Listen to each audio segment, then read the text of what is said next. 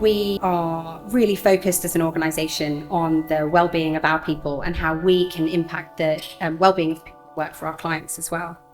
And despite our growth, this is an incredible business. Despite our growth, our spirit and our passion for what we do, and our very best efforts, some of us, me included, have felt incredibly lonely, whether that was over the last 2 years or throughout our career. So today is a really important day and a really important conversation, I think. I know I have felt lonely at times. And yesterday I posted on LinkedIn, and it's probably my most liked and most commented and most viewed post in the 6 years that I've worked in search. And the thing that surprised me when I worked in search is how much LinkedIn is a part of my world.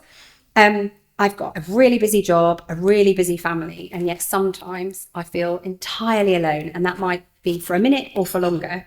But it does happen to all of us. I like to equate it a bit with aging.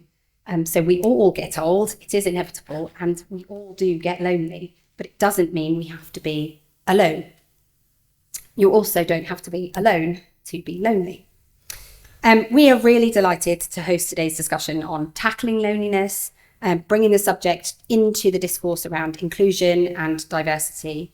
And we have a really fantastic panel. Thank you so much for agreeing to take part. They've all been cajoled and persuaded and pleaded into doing today. And I'm really, really grateful that you've all agreed to take part and bring your different perspectives to it. Before we do full introductions from the panel, I'm going to hand you over to the chair. Liz is a legal director and solicitor at Did Law, Karen's firm.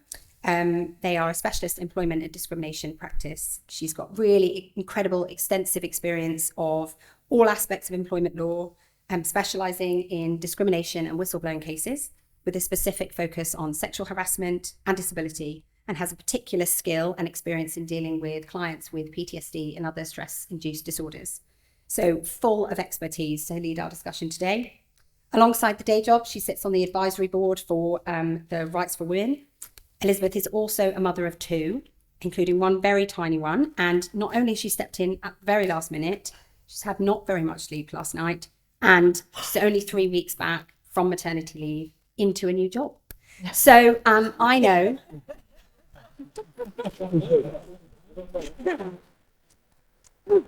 I don't need to say the next bit, which is I know you're going to offer her every support and warmth this morning and encouragement. Elizabeth, heartfelt thanks from me, the whole Eton Bridge team, the rest of the panel, for leading the discussion. And I'm going to hand over to you. Thank you.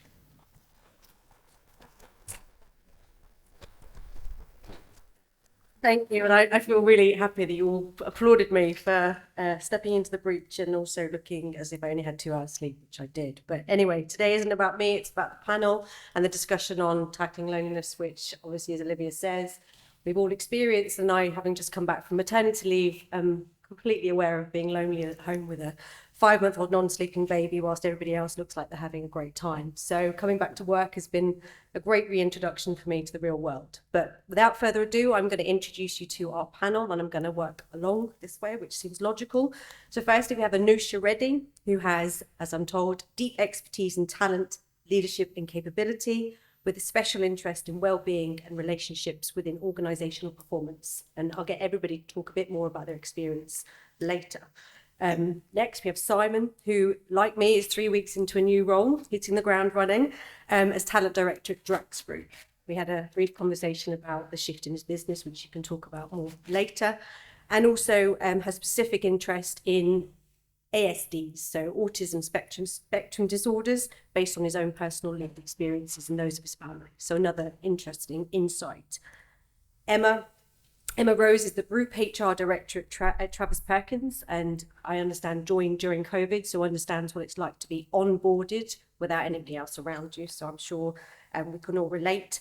Has a specific interest in the role of business in the community and also lone workers, which I think will have specific resonance today in terms of the loneliness topic. Next, we have Julius Cordell, who has most recently been HR Director at Destination Asia, which is part of the Emirates Group.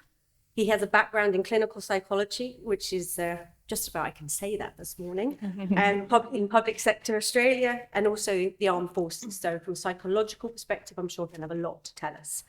And then last but not least, we have Bukola Bio-Yusuf, who is an HR generalist and Experian, but amazingly, during the pandemic, founded Accelerate Black Futures, and is determined to create and maximise opportunities for the Black community in the corporate world. So I'm sure another interesting perspective we can draw on.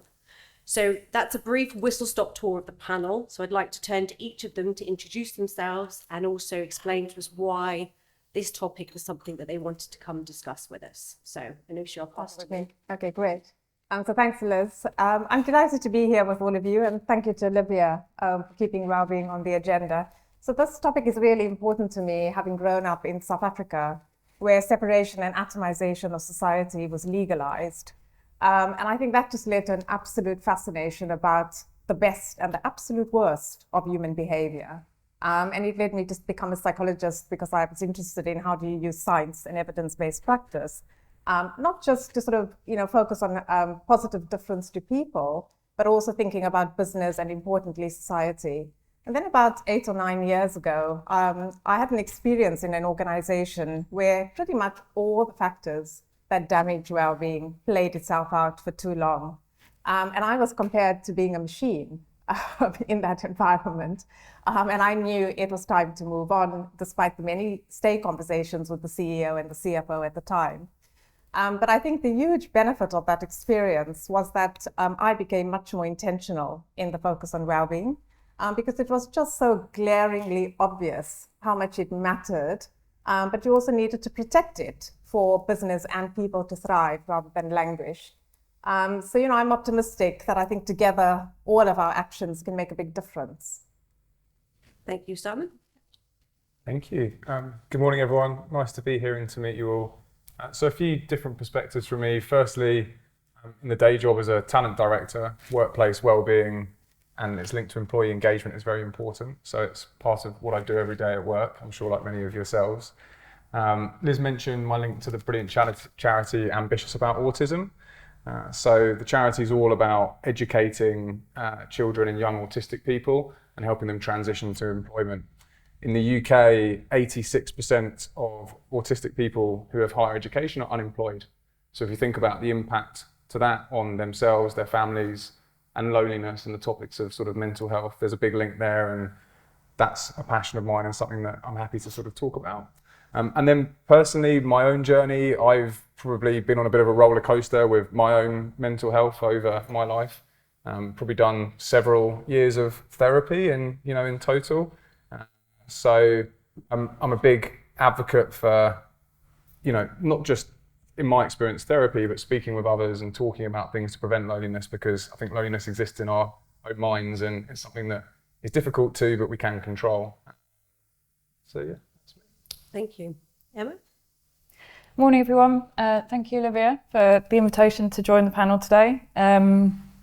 So I'm the Chief HR Officer of Travis Perkins PLC, which hopefully most of you will have heard of.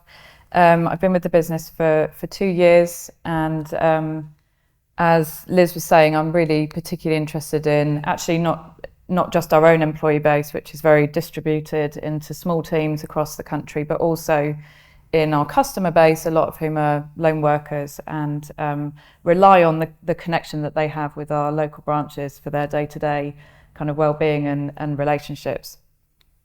Previous to TP, I worked for Kerry and also Cadbury for 13 years. And I think that was a really formative experience for me because Cadbury was very, very people-centred.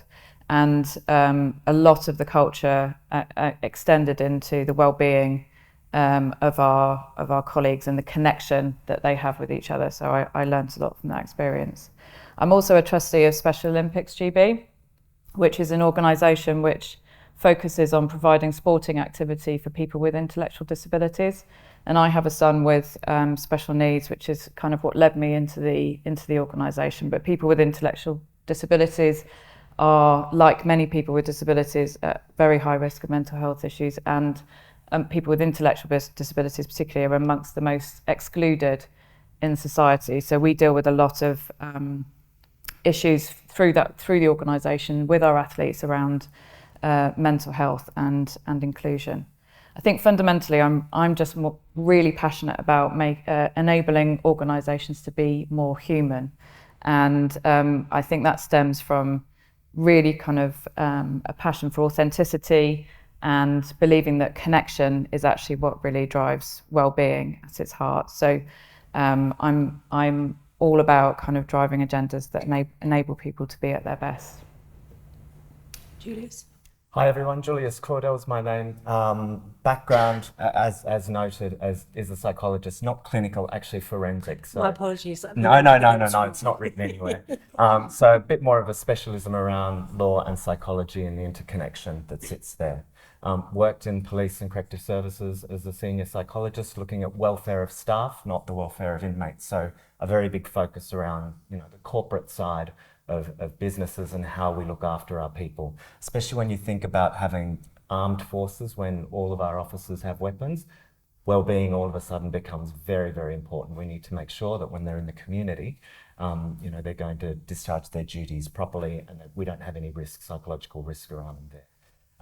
Moved through to HR, but then got pulled back into psychology again with the Emirates Group. So looked after their corporate psychology division, which was all of their business or organisational psychologists, their clinical counselling and EAP services based in Dubai, and then moved back into HR again. So for me, it's always been a focus around, let's look at who our people are. How can we make sure that they feel welcomed and engaged in the workforce so that we get the best outcomes for the organisation? So that's kind of my background there. Thank you. And Bukola, last but not least. Very much. Thanks, Olivia, for doing this. I think this is a great opportunity. I'm really glad to be here. My name's Bukola. Everyone calls me B, I like to say. And day job is HR business partnering. So mental well-being and mental health is a huge focus. I actually support an OPCO member who's the sponsor for mental health at Experian where I work. So it's a huge focus for us. But similar to what was said, in lockdown, in the wake of George Floyd, I set up a CIC called Accelerate Black Futures.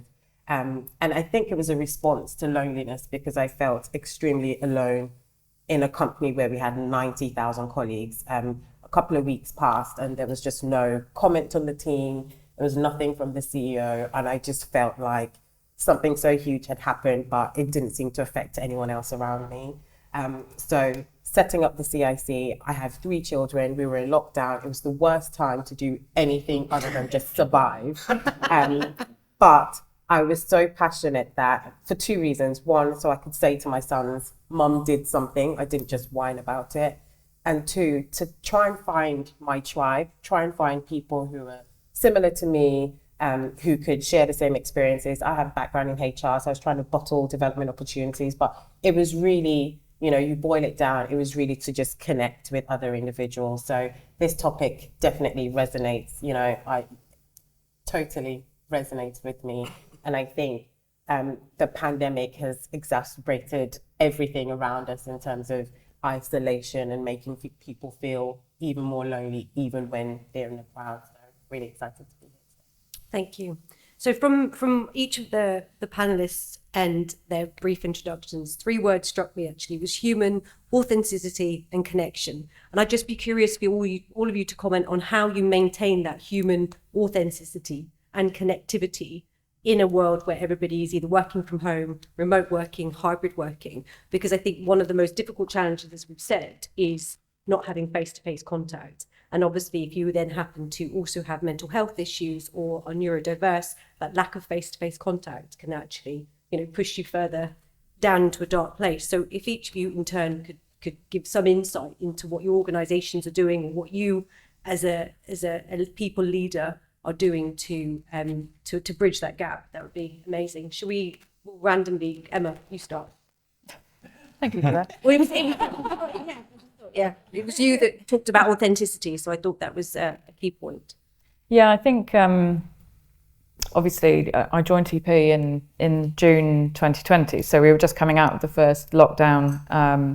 It was a fascinating time actually to be part of an organisation and observing kind of how it was dealing with the issues at play, particularly when I didn't know anybody and couldn't actually meet anyone in person. But I joined the week of George Floyd's death, and I think it galvanised us as an organisation around the subject of inclusion and belonging way more than they'd ever really kind of had it on the agenda before. And so one of the first things I did was really focus on how we could ensure that everyone in our organisation felt seen in a situation where everyone felt quite hidden. We had, the lion's share of our employees actually were in branches and working with, they were kind of classed as frontline workers, but we started to kind of really build our D&I agenda, and we coined a phrase in the business which has become very much a part of our culture now, which is you be you, it makes us us.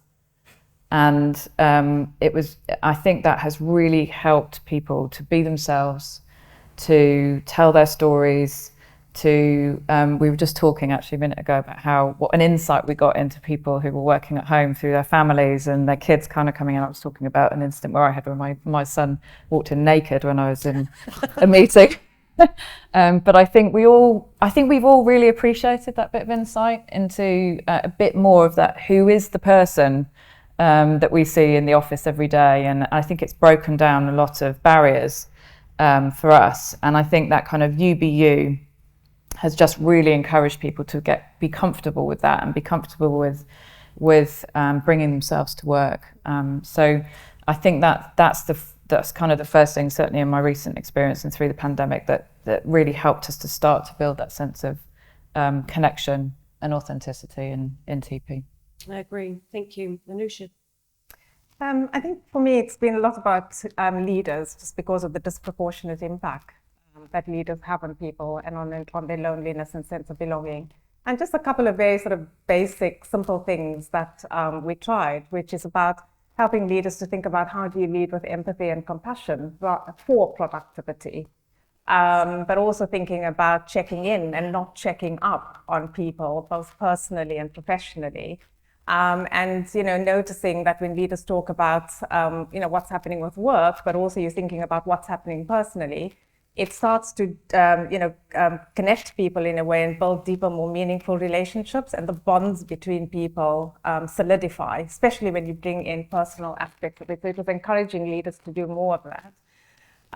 But I also think just simple things like asking the teams that they work with what would actually help us to build stronger connections and to create a stronger sense of belonging in the organization, but importantly, to listen, to act on it. So you actually then evolve the workplace culture and you're starting to deepen those relationships and bonds. And I think the final thing I would say about, sort of linked to this theme is that leaders themselves, feel a lack of belonging and are disconnected from their teams, from the organization, and they're also quite ill-equipped in terms of knowing how to sort of support people. So there's a lot of training in terms of making sure leaders are getting the right training so that they're supported, and you help to destigmatize loneliness, so they're having the right conversations. And then building in those conversations around asking for feedback, giving it, asking for support, but also asking for help, but also giving support to others, because we know that reciprocal relationships are good for our well-being, and it actually is a buffer for loneliness. So those are some of the things. And I think asking for help is one of the key issues, and I think something we can expand upon in the next round of discussion. So, Julius, did you have anything about the former point? Yeah, Anisha raises a really interesting point around leadership there and the need to listen and act. And even prior to the pandemic, when I was back in the police force, and this is going back many years, we had a real issue around suicide, officer suicide. And there is the stigma that sits with mental health, with loneliness, with reaching out, especially in military, paramilitary workforces and blue-collar workforces as well. And one of the things that our commissioner did, and we really encouraged this from a psychology perspective, was to be front and centre of it rather than sit back. So we had our commissioner come forward in the media and say, in front of the cameras, in front of audiences, and really to his workforce, it's okay to cry. It's okay for my police officers to cry. And that was a pivotal moment for the organisation, where mental health became a key factor that we needed to look at, and officers felt more happy to be able to come forward and to talk. So that leadership, important to listen, important to act, and really important to vocalise what's happening within the workforce, to sympathise and empathise, and make sure we do something about it. I agree. B? Can I call you B now? Yeah, yes, you can. I think the only thing I would add, just to emphasize the training piece, I think some people want to have those conversations, but just don't feel equipped enough to have it.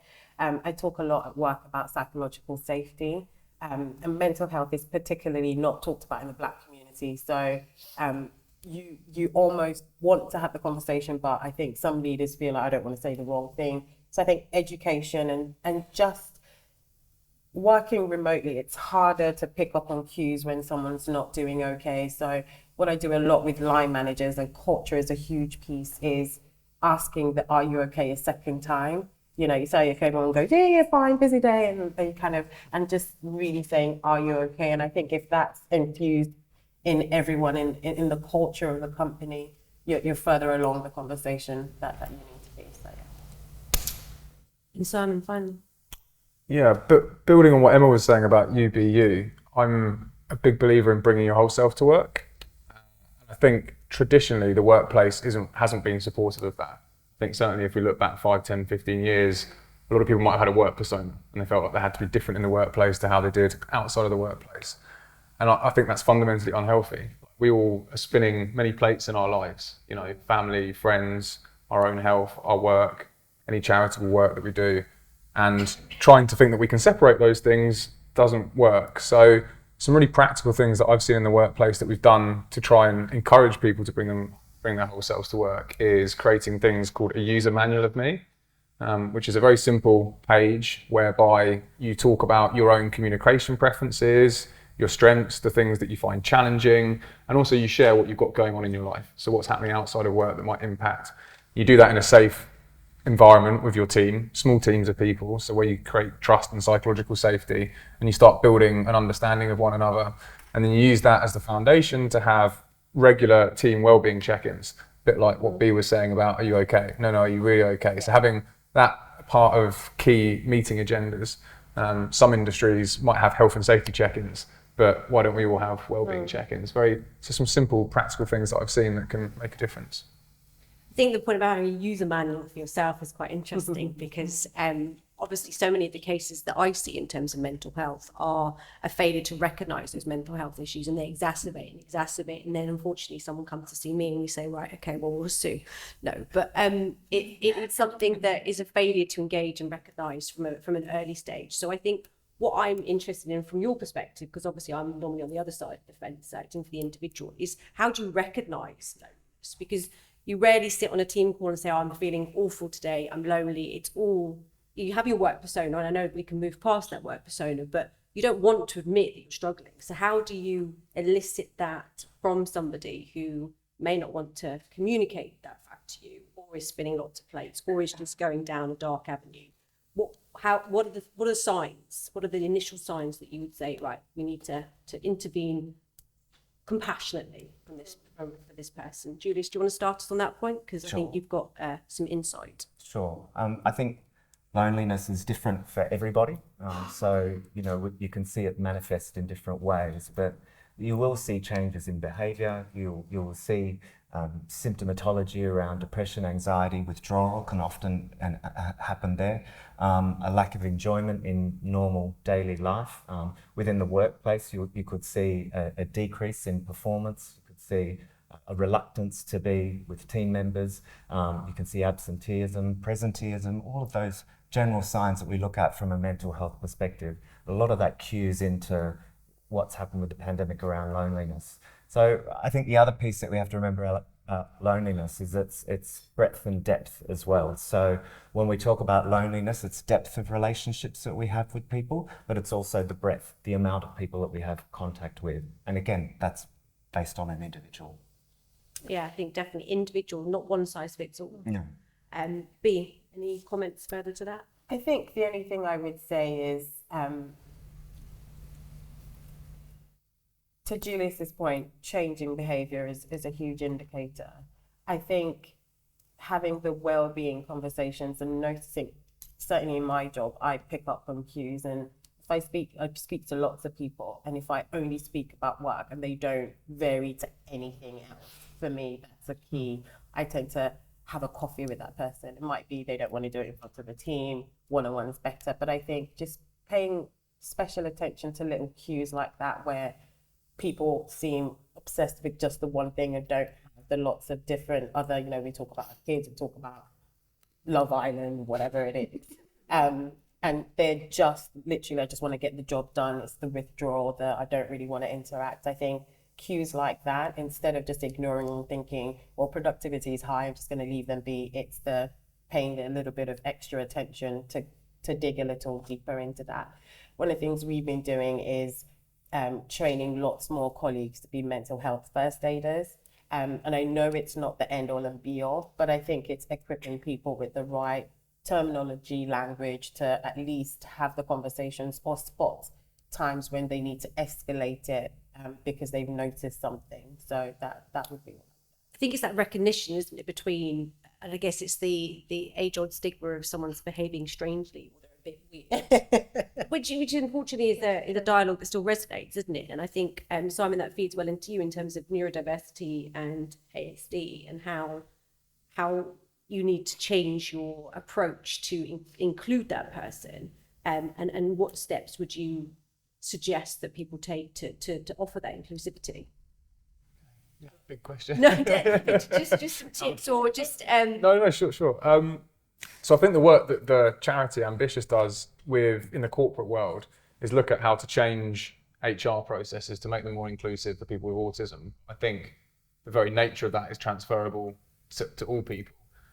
Essentially because it's looking at the recruitment process, the onboarding process, and then across the talent life cycle. So when you move from job to job and you have a different line manager, when you're looking at performance management, what adjustments and accommodations are needed for that individual to be successful? So if we look at, say, a recruitment process, going through multiple interviews and doing an online assessment might be not very, very challenging for anyone, in the context of the ambitious work for someone with autism. So it's thinking about actually, how do we tweak those processes to allow that individual to show the very best of themselves so we can judge them on their strengths, their superpowers, their skills and abilities, not discount them on things that aren't their strengths. And then as you go into, onboarding and then, moving from manager to manager, it's the same thing. What standardized systems and processes do we have that exclude people or make it challenging for people and may lead to actually, mental health and issues and not speaking up? So again, it's quite simple. You need to get good representation in a room to co-create and design together to think, how do we create processes, systems, ways of working that consider all people? Because we're all different and we all need different things. I think that's important. So the lack of standardization, obviously there's a standard and you have criteria you need to meet. It's about being able to adapt to meet different neurological needs across the whole spectrum. And I think from the work that I do, it's realizing that we're all on that spectrum. It's just how far along on it are we, and what triggers us and what promotes us to do the best that we can. I think we're all neurodiverse. Yeah, our brains all work differently. Some people are neurodivergent and they have a condition which, in my mind means they have superpowers in certain areas. But yeah, you're quite right. We all think differently. So. But I think the positive in that is in the sense of embracing people's individuality, and taking that and allowing your business to take people's strengths and rather than seeing it as a weakness. Yeah, absolutely. Yeah. Just picking up on something, Emma, that we talked about earlier, and also I know that is quite prevalent in Travis Perkins, is lone workers. And obviously loneliness and lone workers go hand in hand. So how do you as a business avoid that isolation and reach out to them to include them? So I know within the business, one of the things that we've done is to, as well as the increasing the number of mental health first aiders, which I think has been a big signal to the organisation that we're taking it seriously. We have also done something which I think has been more successful than we ever thought it was going to be, where we had a number of branch managers. So, they would be the first line management role in our business, very autonomous. They're running quite sizable businesses, but we would have a couple of thousand managers, it being such a kind of distributed business. And we had a few branch managers who were particularly passionate about mental health, and very conscious of the mental health issues we have in the organisation. The construction industry is quite famous for having a high level of mental health issues. And we actually we actually took 2 branch managers out of their roles, a male and a female, both of whom had had a history of mental health issues, were trained mental health first aiders, were very good branch managers. We took them out of their roles and they became wellbeing ambassadors in the business, and they literally spend their lives going out to our branches and talking to the branch teams about wellbeing and just listen actually to what's going on in the branches. And that has been so powerful because I think there is still quite a lot of stigma related to colleagues talking to HR or talking to their managers around some of the issues that they have, and just being able to talk to someone who they can totally relate to, who's been in their position, who's done their job, has experienced the issues that they're experiencing, has been incredibly powerful for us. And it's given us the wellbeing ambassadors actually report through into my team, and it's given us a huge amount of insight into what actually will make a big difference from a wellbeing perspective. But the other thing that we're doing is taking that kind of support out into the community, to our customers. We have, and I'm going to call it an initiative, it's probably the wrong word, but it's called Man Down. So we've sort of framed it as kind of, because we're quite male dominated, unfortunately, and the issue of mental health in our industry is quite male related, men in their mid-20s, mid to mid-30s kind of stage. It's called Man Down because we're asking our colleagues to look out for each other and through into the customer community as well. And that's also been really successful in terms of just catching some of our customers who may be having issues and need someone to talk to. And we actually have opened up our internal support systems to some of our customers as well. I think one of the points you made there is about, well, people don't want to speak to HR. And I think that's obviously from the room we're in, that can be challenging. And that links back to stigma. So Anusha, in terms of stigma and the work that you do, how does that translate, and how do we move past that stigma and change our mentality in terms of people talking about not feeling 100% or. Yeah, I mean, I think it's a really good point. And I think some of the research out here says 90% of people who experience loneliness don't want to share it with their managers. So it's not just HR.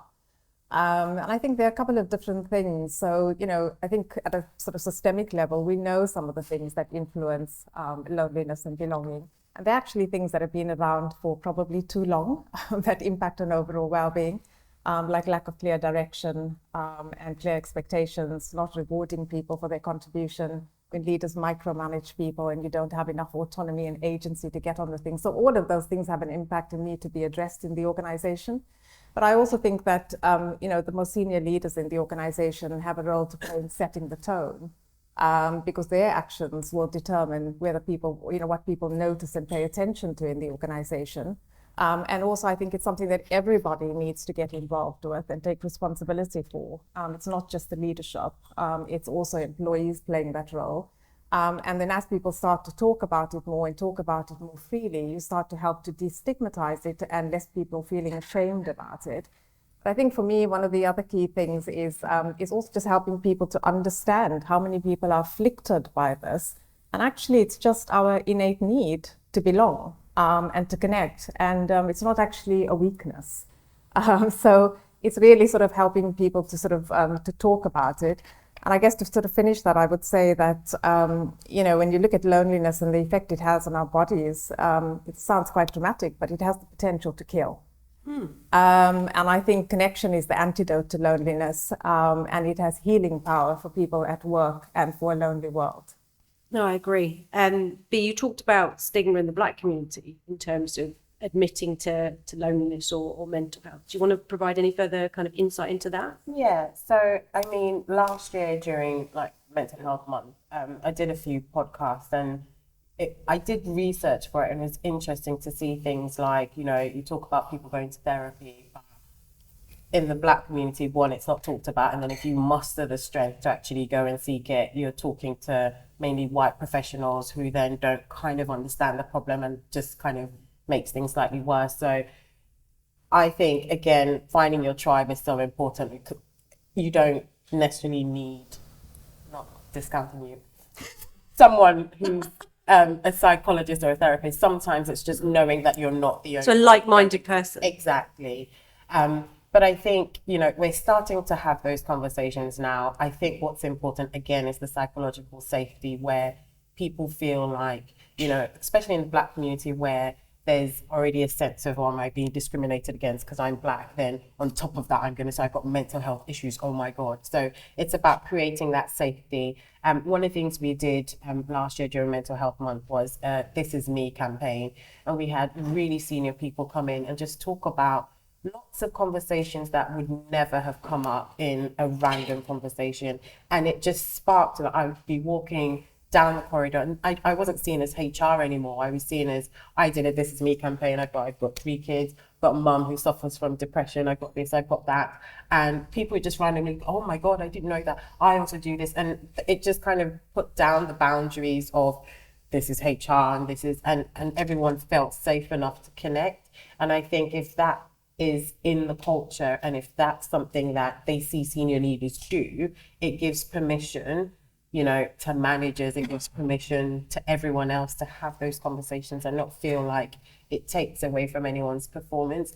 And I think if the pandemic has done anything, it has merged everything. There are no boxes anymore. I used to be able to do work and then come home and be a different bee. And now it's in your living room. Everything's all blended in together. So I think we need to kind of upskill ourselves to deal with that. But I think, being safe enough to have those conversations is really what's different.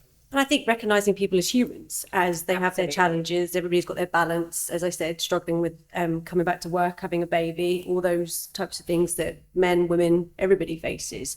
So I think from my perspective, key takeaways from today are communication, recognising individualism, and championing differentials and diversity and drawing from people's individual strengths, albeit different from the next person. What have you all taken away from today, and what key pointers would you give in terms of how you want to change the rhetoric or the culture in terms of loneliness and mental health within your organisation? If you can sum up in a couple of minutes. Do you want to start? Yeah. I think my one key takeaway, I love what Simon said about almost coming in with a manual for yourself. I think it does 2 things. One, it makes people actually think about it. I think sometimes you just are. You don't really think about your trigger buttons or what your preferences are. And I think doing that exercise actually helps. And then if everyone does it, again, it's that psychological safety of, as a team, I don't like X, I prefer this. And, and I think that just keeps everyone in a known space to move forward. So that's definitely something I've taken to the team. Simon, as you fed into B, how would you dogleg from that? Yeah, summarising, I think some of the things that we've all said, I think connection breeds belonging. So, and then helps with loneliness. Working back from connection, I think we're saying psychological safety is a good sort of foundation for connection. And then one step back from there, I think showing vulnerability enables psychological safety. And vulnerability in any walk of life, let alone a workplace, and more traditional workplaces, is very challenging. So I think, my takeaway is try and encourage vulnerability to create psychological safety to enable connection. T-shirt with that print. That was a good tagline. I think for me, just to sort of build on what everybody said, is that focus on our shared humanity, and just seeing people beyond employees and as human beings, and also helping people to, all of us, to appreciate that vital need that every single human being has to connect is as essential to our well-being and performance as having water and food. And so quite important, as a takeaway to focus on, just in terms of how essential it is. And what that does, it starts to then build empathy in organizations, more compassionate and connected ways of working. And it starts to dispel the notion of our separation, and it builds interdependence on each other and also on the environments we work in and live in. Thank you. And Emma? Yeah, I'm just thoughtful. I mean, there's so many, there have to be so many different ways that we try to connect with people, because everybody's different and everyone will respond to something differently. The thing that I'm thoughtful about from this conversation, but in a day-to-day basis, is, as an organisation, how are we consistent in how we demonstrate that that kind of willingness and compassion to hear people and to allow them to be themselves, because I think often we let ourselves down because we say one thing and then somewhere else a colleague sees something different that kind of undermines what we're trying to do in that other space. So I was just thinking about there's so many different ways, but the most important thing is that to get the authentic kind of connection with your colleagues, it has to be consistent. Yeah, I agree. So consistency is key. So, Julius, last but not least, do you want to? Yeah, I guess, as human beings, we're creatures of togetherness. We kind of want to be with people, and the pandemic stripped a lot of that away, except for our loved ones. Hopefully, they're still your loved ones after the pandemic. But again, for me, sitting here talking to these guys, we all caught up last night and said, well, what's going to be valuable? And it was the shared experiences that we have, where we're all trying to go. When you're sitting there on your tables today, when you leave today, think about what can I do? What can I bring back to my organisation? What are the types of things like doing this, like education, like connecting with leaders, like bringing people together? What can you do in your organisations? Because it's through those discussions that we can work through this together and we get better outcomes, right? Yeah, and I think that's absolutely key. So I'm just going to sum up to say thank you so much for the panel for engaging in such a lively discussion. I'm going to pass back to Olivia to close proceedings. Can't see Zoe anywhere, but she's up the back. So we promised everyone the opportunity to ask some questions.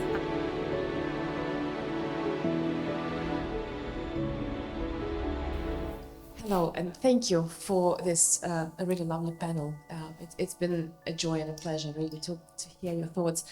What would be your advice that, in some industries, showing vulnerability, reaching out for connection is considered to be a weakness, including by the leaders. It's really about, being a bit of a machine, working hard, and that's really what you want to attract, retain, develop, compensate really generously. How do you really advise to approach this from the HR standpoint? If it's an issue that's hitting your organisation and leadership might not want to be looking at it, or it might be really taboo in your organisations or throughout the culture, bring in some statistics, bring in some data that's going to feed leaders who have a financial background, no offence. If we know if we know that loneliness costs, from a workplace perspective, £2.23 billion a year in terms of productivity losses, attrition, and so on. You start to talk a language that people that may not have the psychological prowess to go, okay, well, this is costing something. We know from an NHS perspective, it costs £600 per person per year just to deal with loneliness. I mean, these are massive figures that we're talking about. It's such a big concept that after the pandemic, we're all now talking about it at panels. So you can bring in different factors. I guess that's my side there is maybe it's, if you can't get them on the psychological well-being of your employees, which I think you can go from a financial perspective.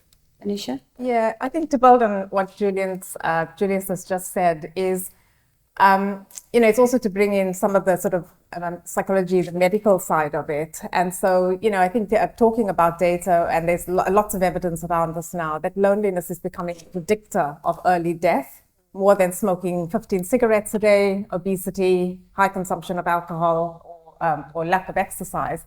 So we're starting to see a lot more of that data come through, as well as the impact it has on our bodies, from dementia through to heart disease, all of those things. I think that makes a difference.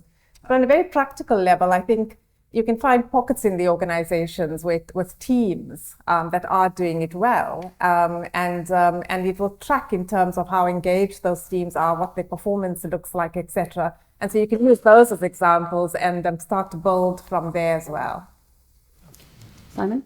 I think I'd adding on the data side, looking more at the emotive side. If you look at a leadership community, every individual in that leadership community is going through stuff and has gone through stuff. So if you can create a safe environment, an offsite where the topic is culture, employee value proposition, values, behaviours, and basically encourage to share vulnerability, I think that's the start of maybe taking the leadership team on a learning journey to feel more comfortable with that, supported with data. I think that's a good start point. And then across the breadth of the organisation, if you have employee networks, colleague networks, which many organisations do, that is a great ground for having these discussions and talking. So you've got a kind of, groundswell and then kind of education at the top level maybe. Emma, did you have anything you wanted to add? I think fundamentally, I think people work for people. They don't work for organisations. And I think the what makes a good leader has fundamentally changed. And I think even, the most kind of traditional leaders recognise that to get the best out of people, you have to change the way you lead. But I think generally speaking, leaders find it very difficult to show vulnerability and to tell their stories. And so I think the way I work in our organisation, we've done a lot of storytelling, and actually we've had some incredibly brave and courageous people in the business who've told their stories, who have actually been quite deep into their business, but they have become leaders of our leaders in doing that. And I think through the conversations I then have with them, if they happen to tell me something that I think people would really benefit from hearing, and they would recognise that how much it would help other people, I kind of try and encourage them to be more open about the story. And it's step by step, but I think I think that fundamental truth around people working for people, and actually it's how you engage and connect with your team that gets the best out of them, it's part of what we have to do as leaders today. So they need to move with it. Morning, everyone. Thanks to the panel for such a great discussion during this week of mental health awareness. So from the perspective of neurodiversity, I'm currently researching this in terms of accessibility in the workplace, and I'm very interested in the mental health component of that.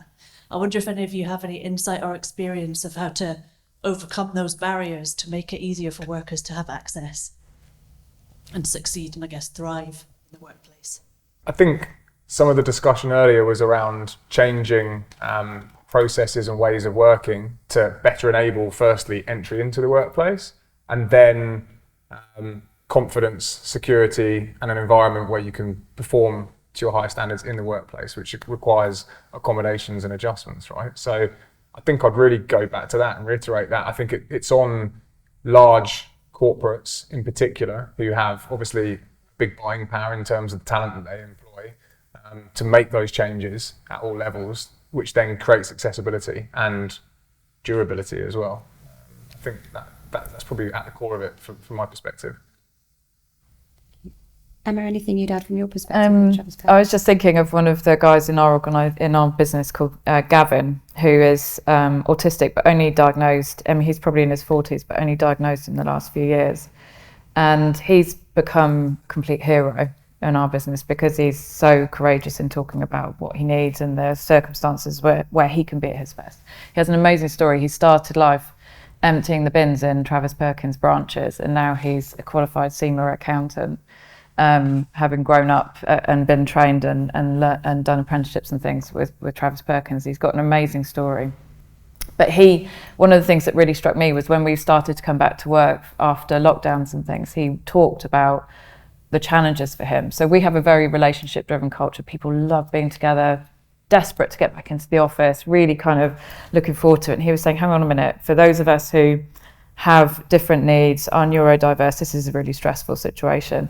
And we'd moved to kind of free desks, and we changed the whole office while everybody was out.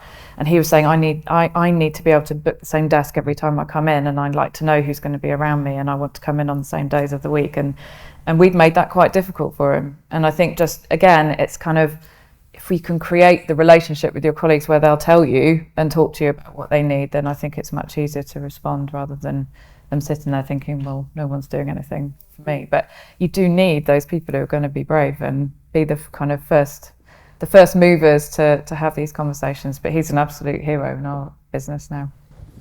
Good morning, and thank you, everyone. Yeah, I to some extent picking up on what Emma was saying, because I think it's fascinating, isn't it, that we've probably got conditioned to being, that regularity of getting out, going to work, being the norm, being the okay part of our lives. But actually, I think for a lot of people, the last 2 years has been more connected. So in contrast, two parents getting the kids up together, getting them off to school, and then balancing the day between them. versus one parent getting up early, getting on a tube to work, which is probably the most disconnecting part of the day. So we're certainly seeing that huge range of appetite to come back to work, because frankly, some people have either got used to the norm of physiological being alone, loneliness, or it was preferable. Who do you think is getting it right in terms of that, encouraging people into the workplace versus beating them with a stick to get back? It's a tough line to take. I think it's more obvious who's getting it wrong than who's getting it right. Any examples you guys would like to share where you've seen things are getting right? Emma, you're right. There's some very high profile examples, in my view, of organisations who are getting it ever so slightly wrong. I think some of the things that are important to think about are how do we retain hyper-personalisation and choice when most organisations are driving towards standardisation and efficiency.